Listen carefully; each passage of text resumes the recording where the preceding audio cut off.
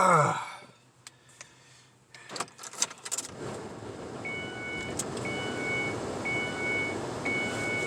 Tony. Hey, Brian. Thanks for taking my call. No problem. Hey, Brian. I loved your last segment on China. Yeah. I truly believe everything you said and even more. But the problem is that President Trump should have been saying this 6 months ago. He should have been a lot stronger on China. This was at 9/11, and I believe he dropped the ball. Not really. I mean, he's the only one saying China virus and Kung flu, and people were blaming him.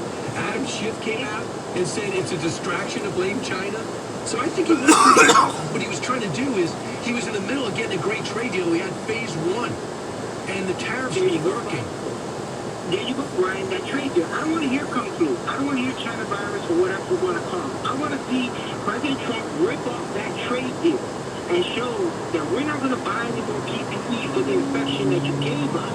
That would have been something that we would have rallied against. Instead of Tom Cruise yelling at his crew and we're all at each other's throats. China right now is winning. While we're in the clutch, we're almost on the verge of going into another